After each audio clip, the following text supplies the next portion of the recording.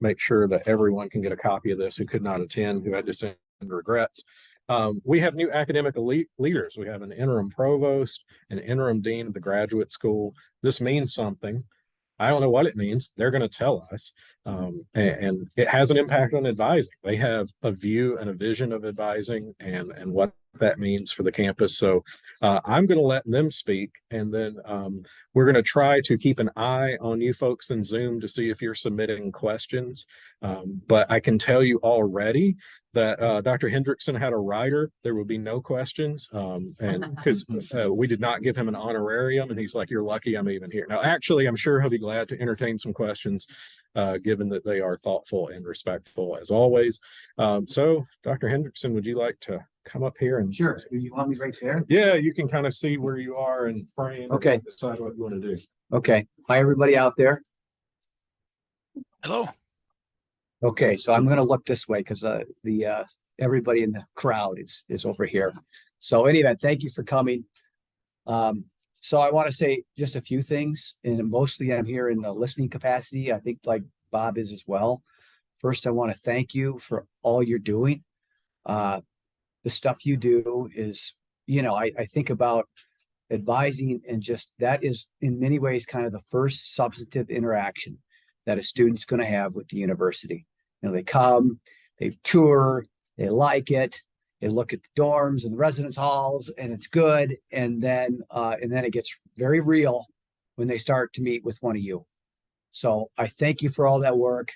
I can remember meeting with my own academic undergraduate advisor, 35 years ago or whatever.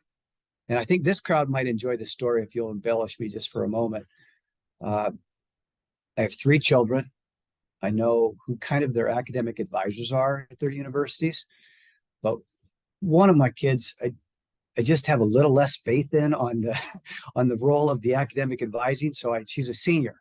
So I said, Fran, I want you to contact your academic advisor and also your certification officer at your college to make sure you're going to graduate in May.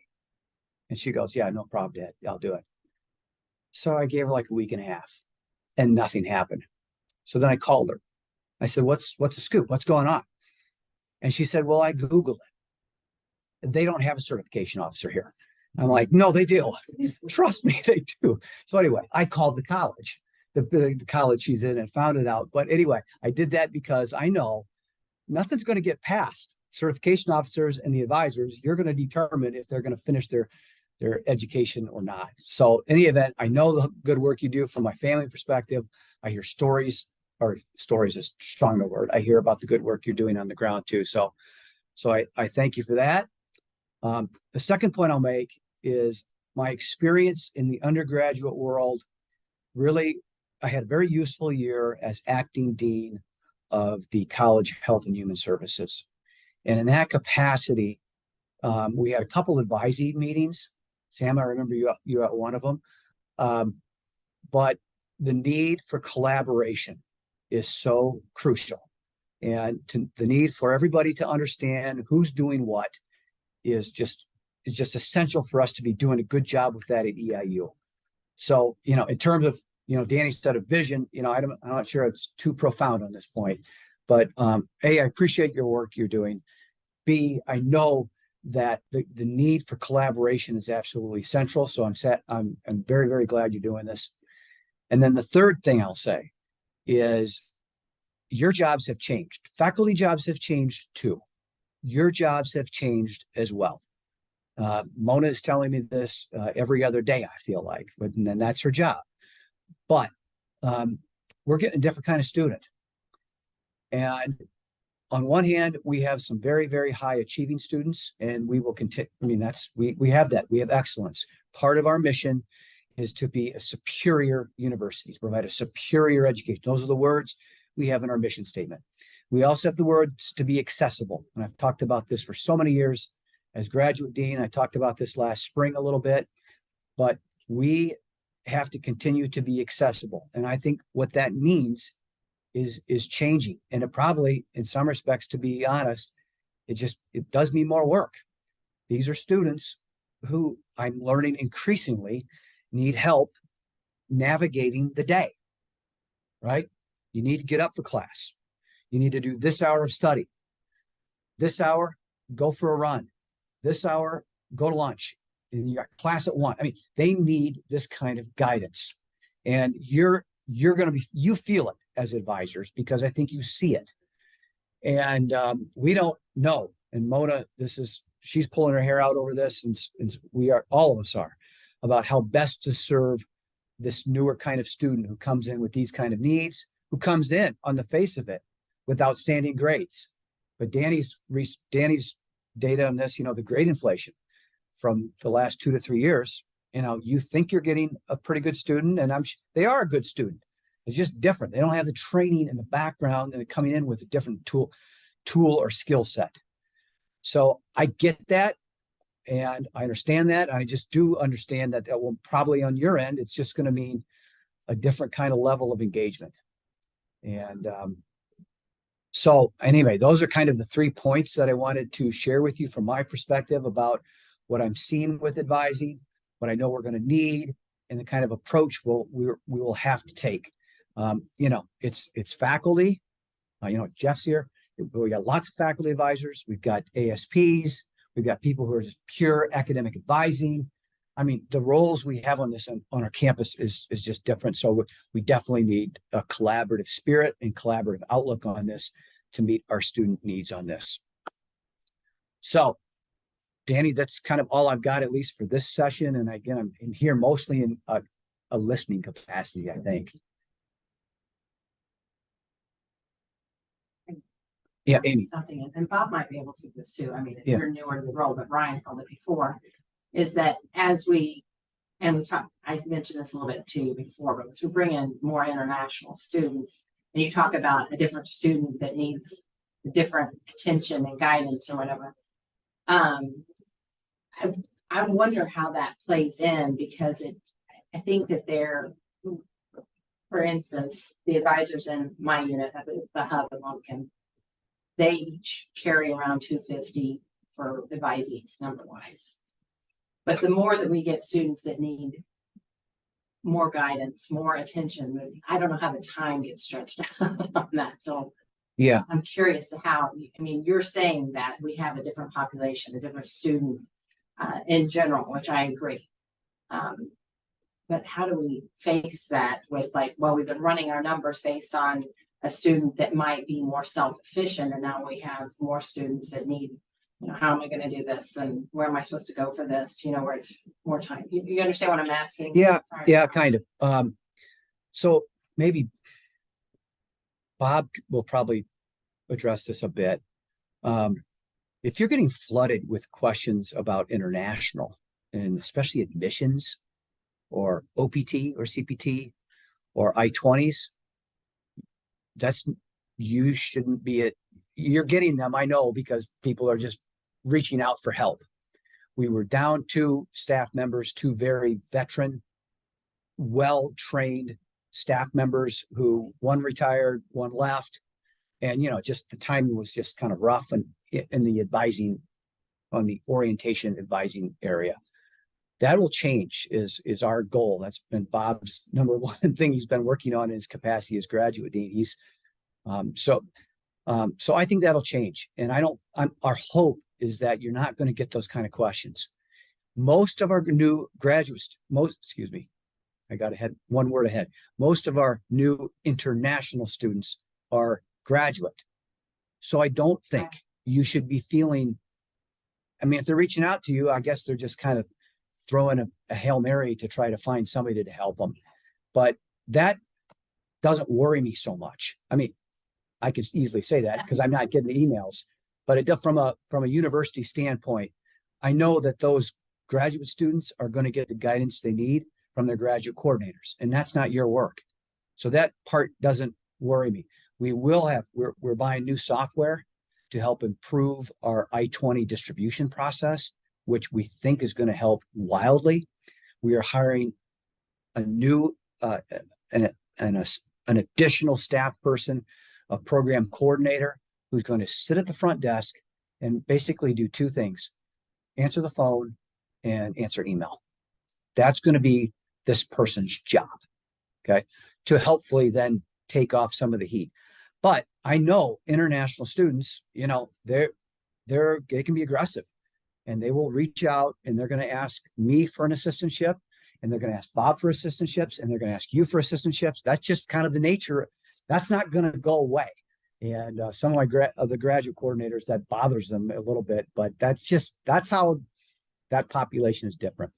I guess I think once we get OISS fully staffed and fully trained, I'm optimistic that we're going to have a much more functional, better situation over in OISS. Are we not looking at targeting more international students for undergrad degrees? We are definitely, Okay, yeah, so that- yeah, but that number was not that high this year. That was No, about what I we've had. I'm Yeah. saying future. Yeah. So, We definitely want more international undergrad. Yeah. Bob, do you want to chime in on this? Because I feel like maybe I'm talking in your shop now a bit too. So this group's interest is mainly undergrads, is that right? yes, we are. Shall we leave the graduate piece aside for a minute? So let me bring in just one story from the graduate side and then just concentrate just on undergrads. So as Ryan kind of alluded to, there are international students out there who send out inquiries by the thousands. They're often working with an agent and they're all worded similarly. The inquiries always go, can I please get a waiver of my application fee? Will you guarantee me of a GA if I apply? Even before they apply. So those are the things that fill up emails, inboxes. And if you're working mainly with undergrads, you can see that. What we're doing on the graduate side, I say we, it actually is going all the way to the council stage, CGS. We're drafting the generic. Can I be closer here? Probably, yeah. You know, I could sit here. There we go. So we're drafting a generic response to generic inquiries. And we'll distribute that to all the grad coordinators. They're free to modify it as they choose, but we'll be sending it out in the office. My dream is that we'll get an AI bot that will screen incoming emails. And if it detects the right content, standard response, end of email. We'll probably also look to put email filters on some of the staff members and route certain emails to the GAs to respond to. So we get staff emails down to the point where it's more like a few hundred a day instead of a few thousand. There's one person there right now who has an email inbox that literally is in the thousands. And that's not humanly manageable. So it's no secret that we have trouble getting responses. So all that's to come in the near future. That's the graduate piece. By extension, we might have to do something similar with the undergrads at some point if we start getting high enough numbers. Now, that, of course, is on the screening side. Once you get them in the door, you, of course, want to manage much differently because they have different needs and they are real people and so forth. So you talked about vision. I don't have any visions that are a mile high. Most of them are pretty close to the operational level. So I guess I should talk about the elephant in the room, and that is what happened at the beginning of this semester on the undergraduate side. So any of you familiar with the undergraduate admission side? I don't know the process. I just knew that we were facing a lot of CIT, computer and information technology. There was a lot. Yes, and then supposed to be coming in. And then suddenly they weren't there, right? Okay. So the story was that I forget the exact numbers. We knew we had visas issued for 90, 100, something like that. And we ended up with 4 or 5. What happened was they got their admissions and then they transferred out and never even came here. This after Danny had heroically organized special sections of gen ed classes so we could accommodate these new students. Mona, are you there somewhere? Yeah, there's Mona. Mona had organized 3 sections of UF to accommodate specifically international students. How many showed up, Mona? 1 or 2? I think we So- had, yeah, about three. It was three. Okay. One in one class Uh, and two in another. All right. So that experience, I guess, taught us that let's not go to any heroics based on international undergraduate numbers until we learn the ropes a little bit better. Now, what will be different starting, I was about to say next semester, next fall, not spring semester, but next fall semester is they'll need to pay a fee for their I-20. So there will be a certain sorting that occurs to get those who are actually more serious about coming here. And there will also be a transfer fee that gets imposed should they choose that after they've been admitted. So we'll have some controls on enrollment and better ideas. All right, that's kind of the front end story. But once they're here, my guess is that this audience here is mainly thinking about what do we do with them? How are they different? And so forth. Well, I suppose the branch of the tree happens where you're trying to make a decision. Is this something I handle myself or do I refer to OISS? All right. What we hope is that eventually international students will, as much as possible, look like just domestic students. When it comes to the academic piece, they have the same academic requirements to graduate. They have all the same prerequisites required and so forth. So what we'll hope for eventually is OISS being well-staffed will, we hope, advise these students well enough on the front end on things like immigration issues and visas and things like that, that will kind of be behind. And we hope to minimize the headaches to advisors so that you can concentrate on what you do for just regular students. Okay, so having said that, I think that's enough speechifying here at the beginning. What I'd like to hear from my end is just nitty gritty detail questions. Like I had an international student who fill in the blank or who asked me fill in the blank. That's the kind of thing I'd like to hear. How about you, Ryan? Well, and back to the initial, at the onset of the semester, part of the issue with Danny doing what he did was me going like this, what are we gonna do? Because we were just really worried. We thought we had 65 students who were coming, who had received no advising, but this summer had uploaded their visa, suggesting I'm coming to EIU. We asked them, if you're coming, upload your visa. We've never done that before. And so we thought that was a pretty good indicator that they would be here. So I'm beginning to freak out going, oh my gosh, 60 students are going to be lined up at somebody's door on August 20th, and they're going to be screaming at us. Why didn't you tell us? So that's why we put some students in classes, and then we found out, they weren't going to be here and they transferred out. So that's our goal. And Bob didn't mention also that the Department of Homeland Security advised us.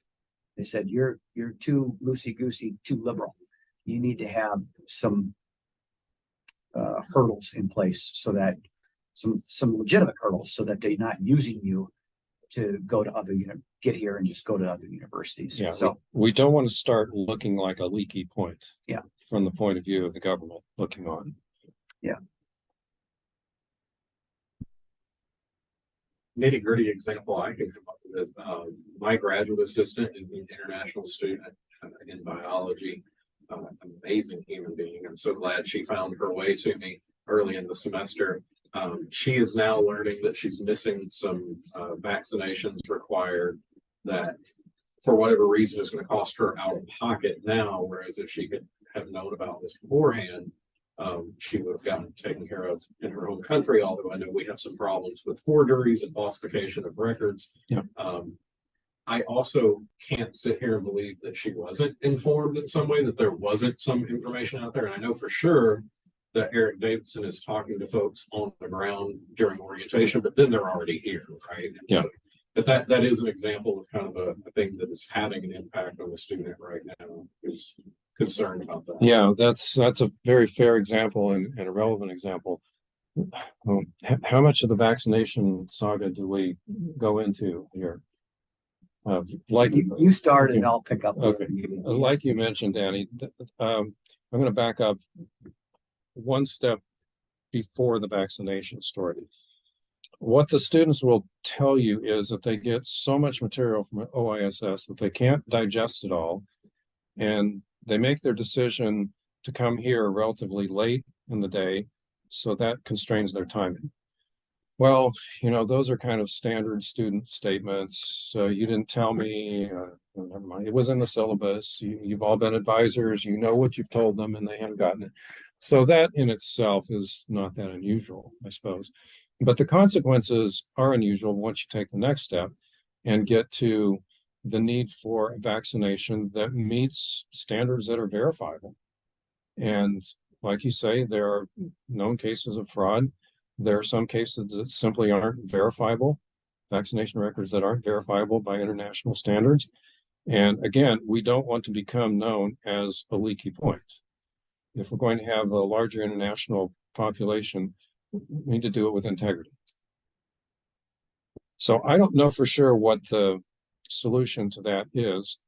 If we can get OISS to send out orientation materials that consisted of 5 sentences in 18-point font on 1 page, would that be simple enough? I don't know.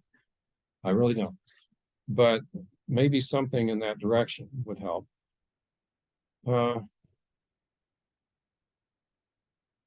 Other than that, I guess I don't have any brilliant ideas short of structural changes such as, okay, all of you get here 10 days sooner than you used to. That would be a big structural change. It might be what it takes eventually. So I'm thinking from a healthcare standpoint, have we evaluated if our international students are eligible for free vaccinations at the Coles County Health Department? And could that be something that the international office could provide as a resource to students as soon as they come to campus? If we can't carry those vaccinations at our health services, which is understandable when you think about expiration dates and costs and things like that, are those available at health services, or could we have some type of standing agreement with Sarah Bush through our new affiliation with health services where they could go to the hospital for a certain vaccination clinic day for our international students? Yeah, Sarah Bush is performing magnificently under the circumstances, and it's actually less an issue of cost, although that is an issue, than it is having enough staff to just man the needles and so forth. So the overflow right now is going to local drugstores, local pharmacies, and anywhere else, No, CVS, Walgreens, they're going there. Yeah, too. they're going there. The county health department, I don't know to what extent they're prepared to deliver free vaccines on this scale. Eric would have thought of that, and that been an option. Yeah, we, at their orientation, Mhm. Eric Davidson speaks to them. Right. We send out that information in advance. Danny, your particular case, maybe there was a snafu, but there's a concerted effort to get this immunization out effort to them. Now, it's also the reason why we've got this recent issue within the last week and a half is because, as you probably know, Eric put holds on anybody who wasn't in compliance, which included a pretty significant amount of domestic students. And guess what? The holds worked. They started showing up, but they showed up in such mass at Sarah Bush Lincoln. They're calling us going, whoa, what are you guys doing? We can't handle all these people who are showing up. So we're getting better compliance. I don't know that there may be some cost issue, but mostly it's kind of, people were set under the radar for a little bit and now they got called on it, but they're responding, which is the good thing. Can you also speak about, it's my understanding that we have international students brought in for undergrads that bring work with them, like college work from their country. Oh, I see. What is the process? Are they being told they have to pay to get it evaluated then for credit? I mean, what is the process for that? And that seems to be a problem for us too, because there's typically a gap, and then we don't really know.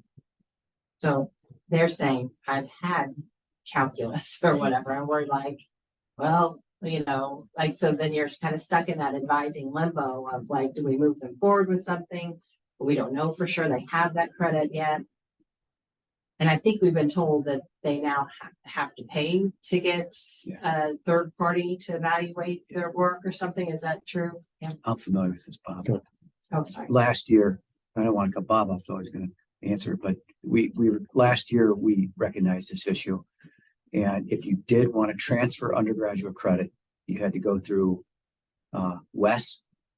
Or there's a number of agencies that we did. Andy used to rip off the title of this other one that's cheaper that he used to use. But anyway, there's a number of them. And we did that because we decided, look, this is just not fair to the student. And it's not fair to the advisors who are looking at these transcripts going, I don't know what to do. So yes, it's required. It is an extra cost. It's not out of the world though. It's $250 but it's worth, we tell them it's worth your time because you're not going to have to take another Right. course, and $250 is a lot cheaper than one course, which for them, you know, it'd be $1,500 or something. Do you know a time frame on that? So like if they're showing up to be advised for their next schedule and we don't have anything posted to their IU record that's giving them credit for their work. What's the time frame on that? Or These transcript agencies can be very, very fast. But my guess is if you're having some issues, you know, Krishna left on Yes. July 15th. yes. So right in that time period when maybe there was some communication that was lost. I don't know. It's been awesome. Like we have the students show up and they will have like a transcript like in the BDMS system where it's scanned in. So it's their like raw transcript, right? That you can kind of look for a guide on how to interpret some of it, but they usually have a totally different grading system and you know what is their mathematics class, you know, what does that really turn into for us? So I don't know. That's what I'm asking, I guess. Is it falling on the student then who hasn't asked for that to be evaluated by one of these third parties that they've been told about, or, you know, it's hard to, and I guess that's on us, but I just didn't know how fast that should happen if they're really submitting those to be evaluated. That should be. Well, this is useful for us to hear, but the intent last year was to fully do this. If you want undergraduate credit from another university, international, this is what you have to do. Do it at the outset. Right. Yeah. So I mean, it's possible though, they come in and they just don't do it, right? Yeah, So do we that's, just move forward with, well, you haven't had that credit evaluated, so we're gonna have you take math again because. It's so fast. We should try to get them to do it. When was that policy put into effect? We were doing that at least mid last year. Because I've had a student who's been here for a year and a half now. So this was before the short staffing occurred. Actually two students who I submitted multiple emails with transcripts attached, syllabi. Dr. Bola, the department chair at the time, submitted multiple emails approving courses to be counted as ours with no response. And these students have now wasted thousands of dollars on retaking classes. And I have never been told about this service. Yeah. For Well- 4.0 pre-medical, amazing people Mhm. who, from my understanding, don't come from means that $250 wouldn't be a big deal. Mhm. So The- where does that buck stop? it went into an email black hole, right? As well as if we're in your front lines and we're helping the students, why aren't we getting that information? If it's going into an email black hole, why are the people who aren't in email black hole being told about this resource? When we call, we email, we walk over, we find locked doors, dark offices. Yeah. So do our students. Yeah, that's the best we can do is try to rescue the situation now. And so I I believe thank you for so much recognizing that more staffing is needed in IOSS, that more technology is needed to make things efficient and not waste human time. But in the future, I think in order to address this, communicate with us. That I think could be your number one improvement is if you don't have enough staff in office A, send it to the staff where we do have enough people to respond. So the first step would be to send it to CAN. Absolutely. Yeah. Okay. Because had I known about that Well, a year and a half ago, well, I could have saved these students thousands of well, I dollars. think And the time. step you're saying is you needed to know that we had a policy that Yes, said, use Wes, use these other transcript evaluation services, and you didn't know that. no. Okay, And Dr. Bull and I spent hours going over the transcripts and collecting syllabi and reviewing things, reaching out to other department chairs to see if they would approve things. And got zero response. So that's part of the concern I have if we are facing the future of bringing in more undergraduate international students, where they're going to come to us and sit down face to face. Yeah, even though I know you're saying defer all these, questions that should be dealt by your office. I'm very happy to stay in my lane and not answer questions. Oh, yeah. But they still will tend, if they can find us, which we're gonna be there available at our desk, so that they're gonna come to us with all these questions and problems. So yeah, I think keeping us informed and giving us the right guidance of what we can then give to the students to make sure they're getting. In the interim, come to me. Email. Yeah. I was going to say phone, but I'm not at any one phone enough to make that very quick. So probably email would be best.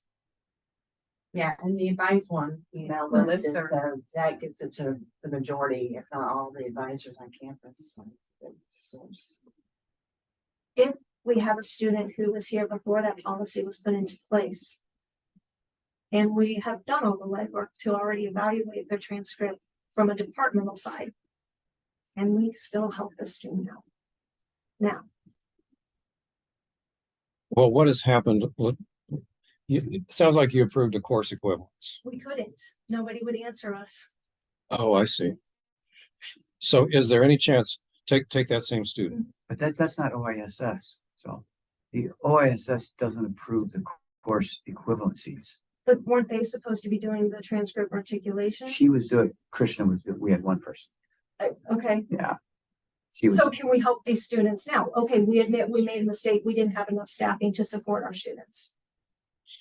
Now, we didn't have enough staffing to support our students and get a response at the time. Can we retroactively go back to August of 2021 or January of 2022? I forget when it was, which semester it was. Look at Dr. Bolla's emails where he had evaluated all these and was willing to give course credit for them and now give the student credit for any of those courses remaining. Can we fix what we messed up? So what has happened in the meantime then, Sam? She's taken 4 semesters of coursework and paid for all of it and taken it over again. Okay, so the issue then isn't credit because the credit is earned.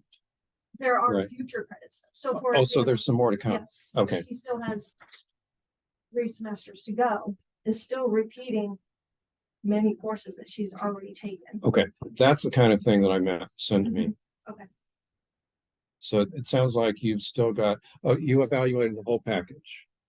You and Gary evaluated all possible classes. She hasn't quite yet taken all of them.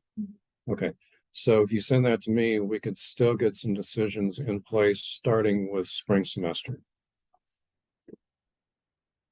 How many are we looking at in this situation? 2 specific examples. I'll reach out to Gary because Gary and I got to the point, I'm like, Gary, I don't know what to do. No one will respond to me. So I was handing them off to him. Okay, So I'll check with him. Yeah. But those 2 I had worked quite a bit with before handing them off to Gary. okay.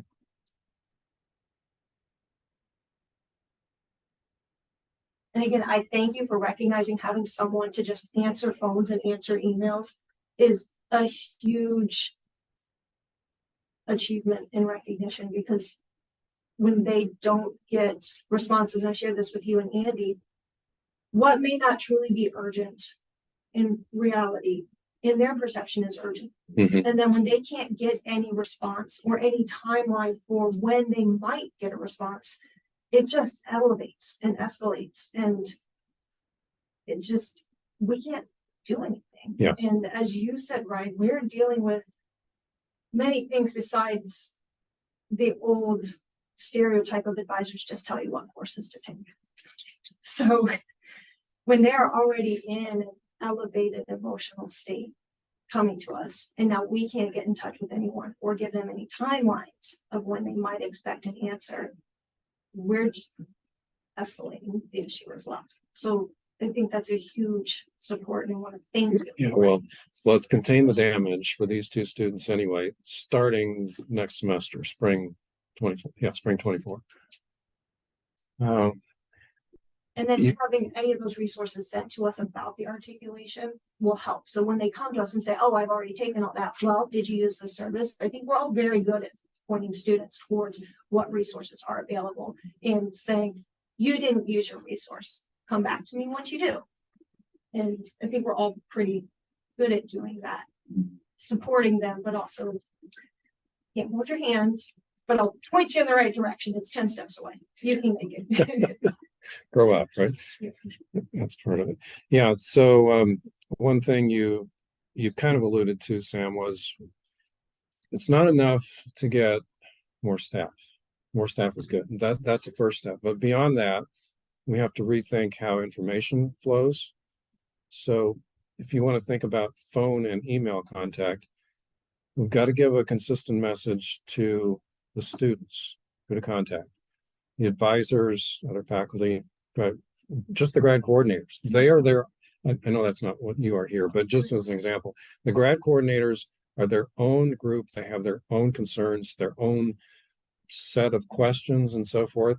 The undergrad advisors would be another group. So what do?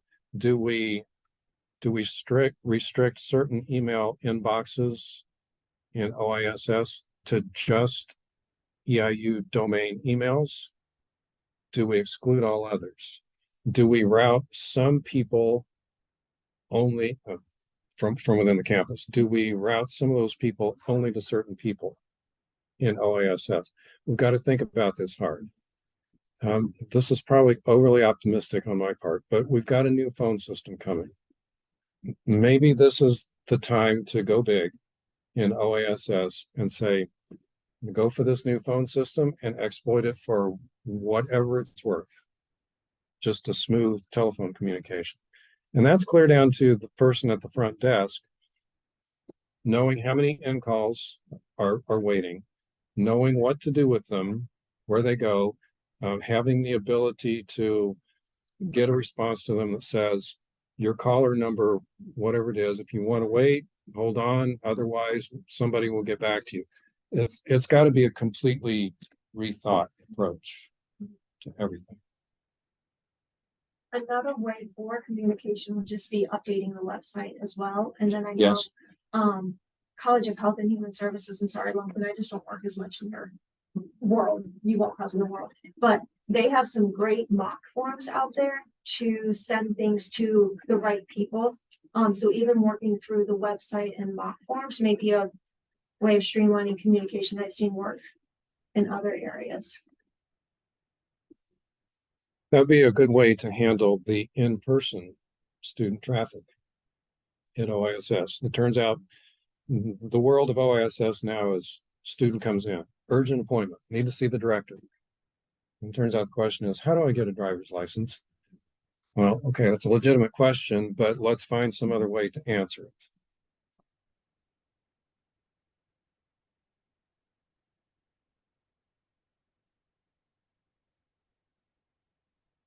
I did check with our Zoom audience and trying to give them time to form any questions they might have as well. I think going back to the example of my GA, I feel pretty confident that she got the information somewhere along the way.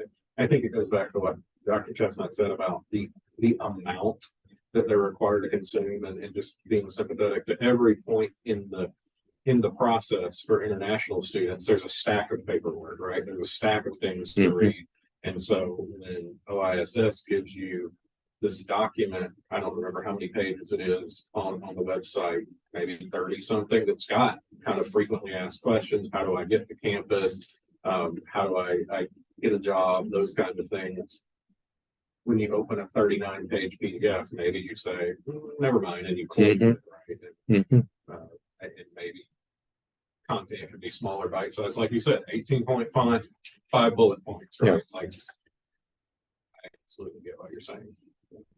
That's the instructor in me, I guess. Yeah, okay, I'm looking for any chat here. Hey, Bob, can I say something? Yes, Holly. this is Holly. Okay. Hey, so we have had a lot of similar issues, and Dr. Hendrickson knows about this. But we have recently with our RN to BSN students, they have been doing the third-party evaluating of their transcripts, but they really don't tell us anything at all about general education, because often it's just all mixed in with nursing. And so nursing we know is okay because the state of Illinois or whatever state that they're in has to look at their transcripts and say, okay, we will give you a license, and it's the equivalent of associate degree in nursing in the United States. So I guess just maybe if we could meet and decide what is the best thing to tell these students, because right now we just say you may have to take all of your general education courses. And I'm not sure that that's really super helpful either. So again, these are international students. I guess they'd be undergrad. Well, Sure. I guess I should say this. They're typically always domestic students. Denise, if you're in the room, chime in. Typically, they're always domestic students, but they have international transcripts. So they're here working as a registered nurse, and they have the equivalent of an associate's degree based on their license, and we can go look up their license, but we can't determine what other classes they need aside from the nursing courses for the bachelor's of science in nursing. Does that make sense? Yeah, so you've used which service specifically? Is Denise in the room? I don't remember what service the last one was. No. No, I don't remember it. I'd have to go back and find that student and look, but it just really didn't say anything. It doesn't seem It like, was unfortunate. I felt Well, like the student was probably paid a lot of money and it didn't really tell them much at all. But I don't know if that's Right. because, and this is probably a conversation for a side because it's a little bit special, but I don't know if that's because in some countries when they do nursing, their general education is just blended in with the nursing courses. I don't know. You know what I mean? Yeah. Like maybe their microbiology is just part of their program. Just so. yeah, it could be something specific to nursing, and you wouldn't think that there'd be anything all that exotic about a nurse's transcript that would make it harder to evaluate than anybody else's if the courses were more or less the same. Yeah, but they're not, and that's the problem. It's just knowing what general education courses that they need to be able to be successful here to graduate. So anyway, just a thought.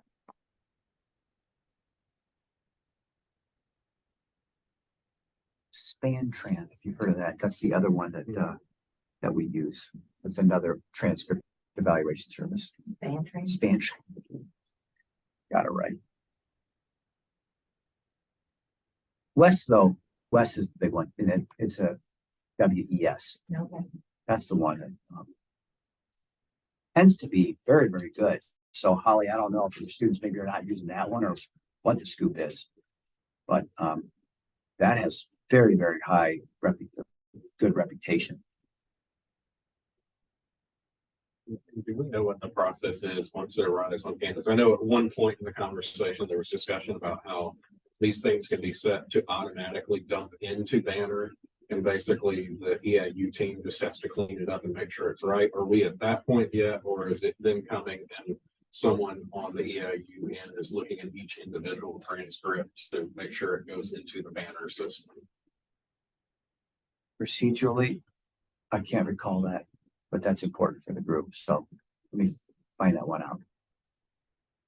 Another thing to think of as a possible block in the road is how we're handling the foreign language requirement. I currently with domestic students have issues getting a timely response to the mock form for their foreign language requirement fulfillment. So if we are bringing in more international students who are likely going to want that foreign language requirement approved, we may have to look into a more timely procedure. She's talking about proficiency mock form and, okay, I didn't know. That's what I'm Submitted thinking. to- So then And does it like, go into the it goes to the chair. world of the languages? language, Yeah, that's yes. Yeah, thinking was probably, So then supposed to make it They make an easier. appointment to Yes. like test their proficiency in a language and then they basically waive the requirement. Mhm. Yeah.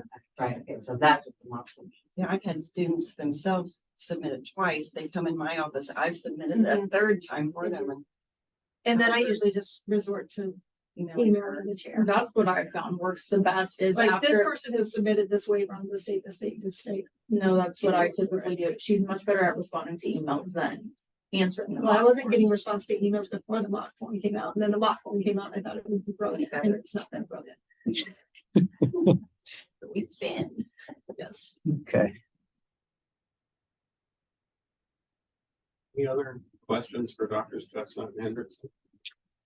Can you just go over like, how many online classes are international students allowed to take? You know, that was. That was like, well, pretty big one. I had one tell me that she just had to have 3 in-person classes. Doesn't matter how many online classes, as long as she's in 3 in-person classes. I know with COVID, that was different. It was like 2 online classes. And then other times it's 1 online class. We get mixed reviews. So I, Students claim, oh, yeah, well, you know, we all work with students and you tell them something and then they tell you back and like, where did you get this? Okay, yeah, answer's 1. They can only take one. They If not, they have to have at least this many in person, No. which is one. They can take 1 online class per semester. And what about over the summer when all of your classes are online?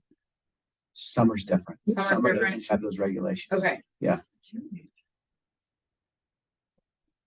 Well, yeah, DGT. If they're only being, if they have a, so that's what Clay is basically saying, if you have a schedule where. The courses they need to take, if they have more than one that's only being offered online, is there a waiver for that? If No. they- No, That's awkward. Federal. well, that's how. So are we I've been prepared told to that. screen that upon admission? If you're an international student, you may not major in this, Or be aware that. it or would be a- aware. That's that you right. would Not be able to complete this degree in 4 years. That's right. That has to go in on the front end. Hybrid courses do not count against that, right? Right. If they're meeting at least once in person, then. Yeah. Take it. That'll be a thing that I just have to be more careful and not put. Back like 2 online classes in one semester. Krishna, a year or 2 ago, she ran a report on this. And we would find if there was this problem and then we would try to address it. Well, I'm gonna be honest. It's definitely been some that have slipped through. the They get cracks. I slipped through. think they think they're gonna get away with it, so. Oh, well, Yeah, I don't know the last time a report was ran. I had a student that I didn't realize she was international, switched her to an online program, and then I had to contact Krishna. Nobody flagged that. Nobody realized that that had happened. So she had to go back to her home country and do the program online. Yeah, I guess that's the safety valve. They can stay home and take all the online classes they want. Is there a way through Banner that we can flag international? Well, I know there is. Is there a way to make Banner talk to the advising worksheet system to flag students as international as well as student athlete in honors? So that as advisors, we have that information without, because it's not on their degree audit, it's not on their advising worksheet, it's not. No, you have to go through the banner and look for that. I'll email Nate Atkinson. I feel confident that he could make that happen. Because that would be a huge help, because some of the students I think are international, then aren't, and then vice versa. Would there be any objection on your end, Dr. Chestnut, to having that indicator? No, none whatsoever. I was just thinking of something that, let's see, Mona, you and I talked about recently. And that was just getting to the point where an application for EIU graduate programs has an indication on it of, how do we frame that, Mona? What was the wording of the question? I'm trying you to hear think too. I think we added a question and it wasn't this exact question that we're talking about here. I think it was, are you a graduate of Eastern? Right. Other than that, prior to that, we didn't have any way of seeing at the outset whether our graduate applicants were EIU undergrads. So that wasn't indicated on the front side. Okay, so that became part of the application, and Nate delivered that in 15 seconds. So I guess my point was getting to what you just suggested. Could he deliver it for this question as well? You know, probably so. First gen, Oh, first yes, generation. gen. First gen. Yeah. Okay, that's what. I think wasn't it though first gen EIU, or was it just first gen? Well, it's first gen. We have data that says for the graduates program who came from Easton, we can look at their undergraduate application to see if they were first gen. But if they Okay. came from another institution, we didn't know. So the data that That's we right. have that we try to collect for our first gen forward program, we couldn't get it from the graduate program. Okay. Unless And- they did their undergrad here. And certainly, if you wonder where they did their undergraduate work, you can just go look at the transcript. But it's nice to have things indicated up front. Sometimes we don't want to load the application form up too much. I get that, but it's nice to have things indicated up front. So to your point then, Sam, could we have it ripple through to the advising sheet, international, yes or no? Who wants to take that question tonight? I'm doing it now. Okay. Right. One of my advisees currently is an international, and I couldn't tell you anywhere on her advising sheet that it indicates that.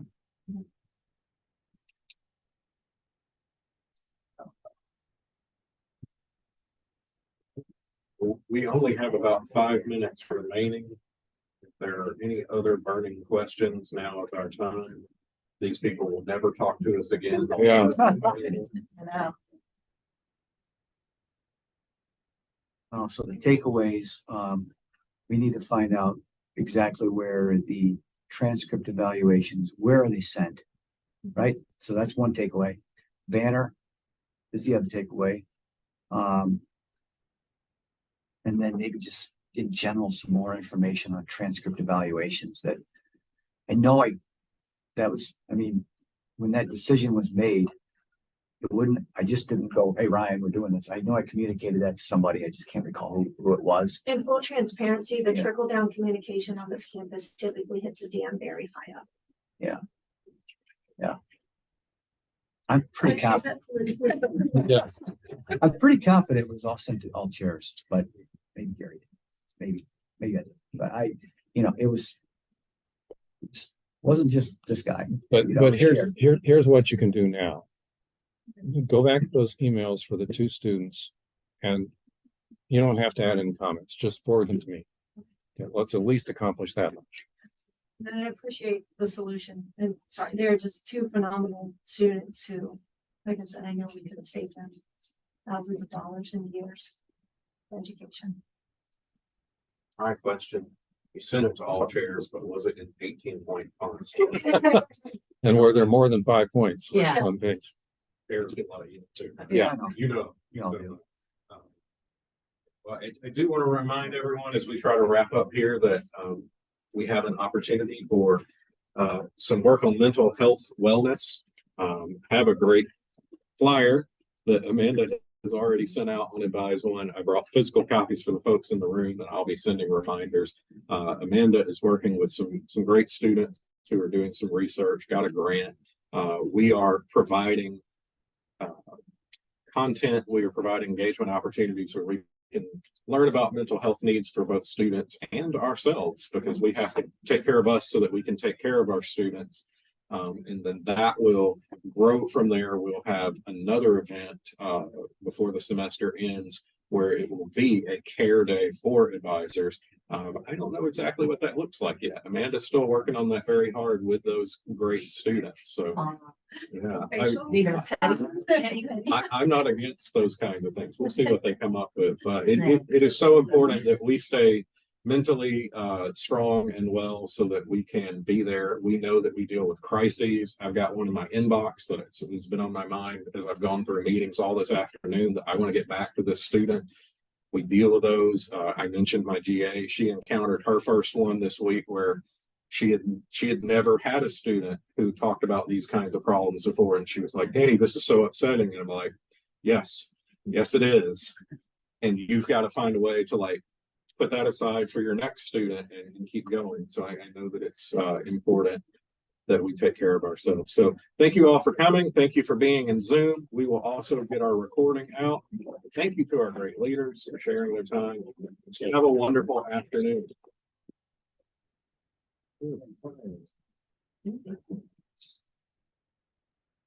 Stop recording.